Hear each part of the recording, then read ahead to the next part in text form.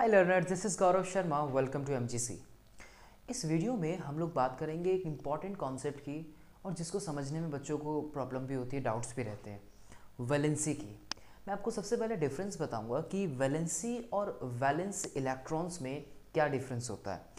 Actually में ये कहानी जो है सारी स्टार्ट होती है वैलेंसी की। आप रदरफोर्ड पढ़ते हो, रदरफोर्ड का मॉडल, उसके अंदर आप ड्रॉबैक्स पढ़ते हो कि रदरफोर्ड साहब ने कहा कि जो इलेक्ट्रॉन्स हैं वो एक ऑर्बिट के अंदर घूम रहे हैं और उनके अंदर एक एनर्जी है, और जब वो एनर्जी ख़त्म हो जाएगी वो न्यूक्लियस में गिर जाएंगे आके, है ना। वो एक्सेलरेट कर रहे हैं, और जब वो एनर्जी उनकी ख़त्म हो जाएगी वो आके सारे न्यूक्लियस में गिर जाएंगे।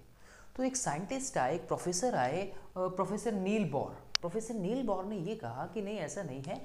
जितने भी जो इलेक्ट्रॉन्स हैं न्यूक्लियस के सराउंडिंग में कुछ ऑर्बिट्स हैं या कुछ शेल्स हम कह सकते हैं, और उन सभी शेल्स में जो है न्यूक्लियस जो है वो उस न्यूक्लियस के सराउंडिंग में जो शेल्स हैं उसके अंदर इलेक्ट्रॉन्स जो है वो रिवॉल्व कर रहे हैं उन सभी शेल्स के अंदर। और ये बात हमें बोली प्रोफेसर नील बॉर ने। किसने कही? नील बॉर ने। तो यहीं से ये कहानी की शुरुआत जो है हमें देखने को मिलती है। अब दो वर्ड यहाँ पे आते हैं। एक आता है कि अच्छा, नील बॉर ने क्या कहा? नील बॉर ने कहा कि अलग अलग शेल्स होती हैं, जिसे आप K shell, L shell, M shell और एन शेल का नाम देते हो। इसमें हम अलग अलग इलेक्ट्रॉन्स अलग अलग शेल्स में जो है नंबर ऑफ इलेक्ट्रॉन्स को फिल करते हैं, और उसके लिए जो फॉर्मूला हम यहाँ पे यूज़ करते हैं which is 2n square, where n is representing the number of shells। यहाँ पर ये जो n है वो नंबर ऑफ शेल को रिप्रेजेंट कर रहा है। अब जैसे कि हमारी ये शेल नंबर 1 हो गई, ये 2 हो गई, ये 3 और ये 4। अब तो हम यहाँ अगर देखें तो ये 1 का स्क्वायर, तो पहली शेल में लगभग 2 इलेक्ट्रॉन्स जो हैं वो हमें देखने को मिलेंगे। दूसरी शेल में अगर देखें जो n रिप्रेजेंट कर रहा है नंबर ऑफ शेल को, तो 2 का स्क्वायर दैट इज 8। तीसरी में देखें तो यहाँ पर टोटल नंबर ऑफ इलेक्ट्रॉन जो है वो 18 हो गए।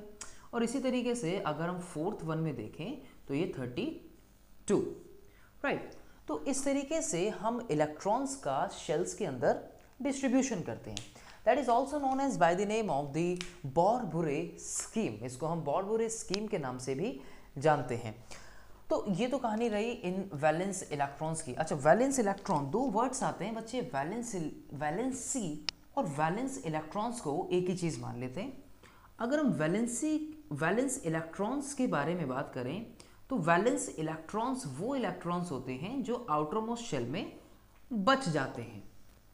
ठीक है जी, वैलेंस इलेक्ट्रॉन वो इलेक्ट्रॉन्स होते हैं जो आउटरमोस्ट शेल के अंदर बचते हैं। अच्छा, वैलेंसी की जब हम बात कर रहे हैं, वैलेंसी जो हम बोल रहे हैं, वैलेंसी किसको बोल रहे हैं?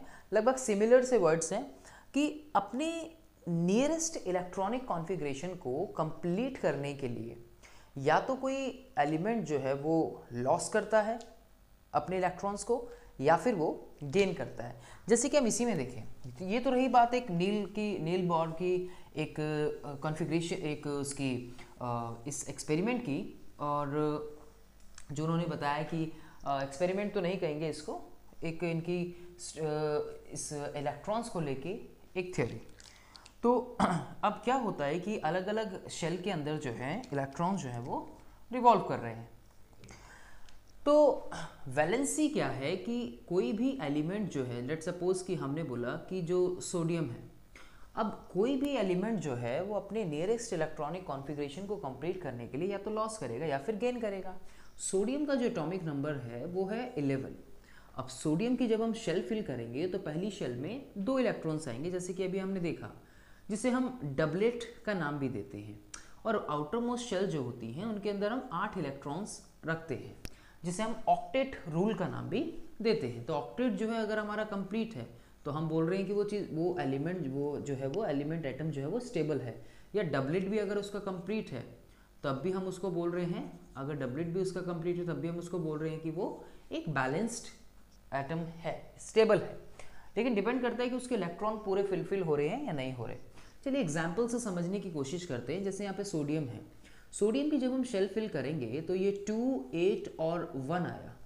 अब ये तो शेल फिल है, पहली शेल में के आने चाहिए, के में 2 आने चाहिए तो फिल्ड है।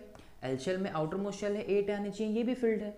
लेकिन अगर हम बात करें एम शेल की तो एम शेल में तो 8 नहीं है। अब अगर इसको कोई यहाँ पे 7 इलेक्ट्रॉन और दे दे तो ये दोनों एक मिलके हो जाए टोटल नंबर ऑफ 8, तो इसका ऑक्टेट कंप्लीट हो जाए। लेकिन सोचिए कि अगर इसको कोई और 7 अपने इलेक्ट्रॉन्स देगा तो वो खुद कितना ज़्यादा अनस्टेबल हो जाएगा, राइट। तो ऐसे में इस मेटल के पास क्या ऑप्शन बचता है कि ये जो मेटल है ये अपने एक इलेक्ट्रॉन को लॉस कर दे। इसीलिए आप देखते हो कि जो सोडियम होता है उसके ऊपर प्लस का चार्ज आता है। जितनी भी जो आप मेटल्स देखते हो, मेटल्स यूजुअली कैसी होती हैं, इलेक्ट्रो पॉजिटिव होती है नेचर में। तो इलेक्ट्रो पॉजिटिव इसलिए होती है क्योंकि वो अपने एलिमेंट्स को जो अपने इलेक्ट्रॉन्स को जो है वो लॉस कर देती है अपने आप को स्टेबल करके रखने के लिए। सेम यही चीज़ यहाँ पर किसके साथ होगी, सेम यही चीज़ जो है यहाँ पे अलग मेटल की अगर हम बात करें तो वो अगर हम मान लीजिए यहाँ पे एल्यूमिनियम ले लें, मान लीजिए हमने एल्यूमिनियम ले लिया और यहाँ पे उसका एटॉमिक नंबर जो है वो 13 हुआ। सेम वही 2, 8 और 3 जो हमने उसकी शेल्स को फिल किया, पहली शेल में 2 आए, दूसरी में 8, तीसरी में 3। अब ये इसको भी कोई 5 दे दे तो ये क्या हो, बैलेंस्ड हो जाए, स्टेबल हो जाए। लेकिन अगर कोई इसको 5 और देगा तो वो खुद कितना ज़्यादा अनस्टेबल हो जाएगा, ये भी देखा जाएगा।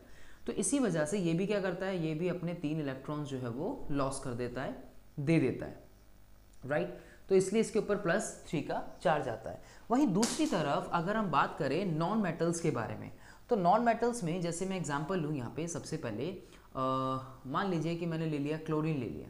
अब क्लोरीन का जो एटॉमिक नंबर है वो है 17। क्लोरीन की जब हम शेल फिल करेंगे तो 2 पहली शेल में, दूसरी शेल में 8, बचे कितने 7, 2 और 8 10 और 7 70। अब यहाँ पे इसको या तो कोई एक इलेक्ट्रॉन दे दे, ठीक है, या फिर कोई जो है ये जो है अपने 7 इलेक्ट्रॉन लॉस कर दे। यही दो चीज़ें हो सकती है ना भाई, या तो ये 7 लॉस कर दे या फिर ये एक किसी से ले ले। तो इसके लिए ज़्यादा बेटर क्या है, इसके लिए ज़्यादा बेटर है कि ये एक इलेक्ट्रॉन किसी से ले ले। क्या बोला मैंने कि जो वैलेंसी होती है वो वैलेंसी का मतलब क्या है कि अपनी इलेक्ट्रॉनिक कॉन्फ़िगरेशन को कंप्लीट करने के लिए, that is called electronic configuration, in short EC. ये जो हम शेल्स फिल कर रहे हैं इसे हम इलेक्ट्रॉनिक कॉन्फ़िगरेशन का नाम देते हैं। देखिए कॉन्फ़िगरेशन मतलब जब हम किसी चीज़ को फिगर आउट कर रहे हैं, और किसको कर रहे हैं, इलेक्ट्रॉन्स को, तो that is called electronic configuration, कि हम इलेक्ट्रॉन्स को फिगर आउट कर पा रहे हैं कि कितनी शेल में कितने प्रेजेंट हैं।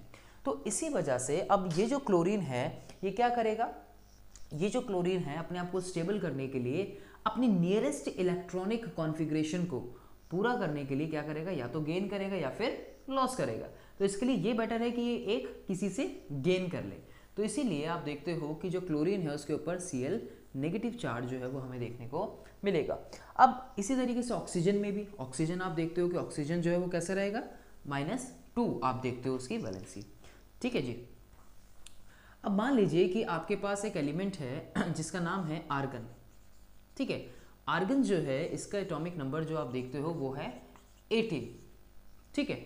अब जब इसकी शेल फिल करते हो तो आप देखोगे 2, 8 और 8, पहली शेल में 2 आने चाहिए, doublet complete, outer most shells में 8 आने चाहिए, कंप्लीट हो गया। तो ऐसे में इसकी जो वैलेंसी हुई, अब इसको ना तो कुछ गेन करना है ना ही लॉस करना है, तो इसकी वैलेंसी कितनी हो गई, 0, राइट। तो ऐसा नहीं है कि वैलेंसी 0 नहीं होगी, वैलेंसी जो है वो 0 भी हमें देखने को मिलेगी। इसी तरीके से अगर हम यहाँ पे और भी एग्जाम्पल्स ले सकते हैं, जैसे मानो कि हमने एग्जाम्पल लिया किसका, नियॉन का। अब नियॉन का जब आप एटॉमिक नंबर देखोगे तो आपको कितना मिलेगा, तो आप कहोगे कि सर 10। तो 10 के लिए जब आप इलेक्ट्रॉनिक कॉन्फ़िगरेशन ईसी उसकी फिल करोगे तो कितनी होगी, 2 और 8 दोनों कंप्लीट, डबलेट और आउटर मोस्ट शेल में 8 आने चाहिए कंप्लीट। तो ऐसे में इसकी भी जो वैलेंसी है वो भी कितनी हो जाएगी, 0, कितनी हो जाएगी, 0, राइट। तो इस तरीके से हम इलेक्ट्रॉनिक कॉन्फ़िगरेशन देखते हैं। तो this is called the valency, कि कोई भी एटम या कोई भी एलिमेंट जो है अपने नियरेस्ट इलेक्ट्रॉनिक कॉन्फ़िगरेशन को कंप्लीट करने के लिए या तो अपने इलेक्ट्रॉन्स को लॉस करेगा या फिर गेन करेगा। आप देखते हैं कि जो मेटल्स होते हैं वो इलेक्ट्रोपॉजिटिव होते हैं क्योंकि वो अपने इलेक्ट्रॉन्स जो होते हैं उनको लॉस कर देते हैं, और जो आपके नॉन मेटल्स होते हैं वो इलेक्ट्रोनेगेटिव होते हैं क्योंकि वो अपने एलिमेंट्स को अपने इलेक्ट्रॉन्स को क्या करते हैं, गेन करते हैं, राइट। और ये जितने भी जो होते हैं, हीलियम में हम इसका एग्जांपल ले सकते हैं, नियॉन का एग्जांपल ले सकते हैं, आर्गन का एग्जांपल ले सकते हैं, इनकी इलेक्ट्रॉनिक कॉन्फ़िगरेशन जो है वो कंप्लीट होती है, ये स्टेबल होते हैं। इनके लिए पीरियोडिक टेबल में एक अलग तरह का ग्रुप भी होता है और ये सभी जो हैं अनरिएक्टिव होते हैं। आप देखेंगे कि आपको ये किसी केमिकल रिएक्शंस में आसानी से देखने को मिलेंगे भी नहीं, राइट। तो इसे बोलते हैं हम वैलेंसी। आई होप कि आपको वैलेंसी वर्ड जो है वो यहाँ पे अच्छे से क्लियर हुआ हो, राइट। तो अभी के लिए इतना ही एंड मिलते हैं अपने अगली वीडियो में जिसमें हम बात करेंगे कुछ और कॉन्सेप्ट्स की। तो इसमें इतना ही। Thanks for watching.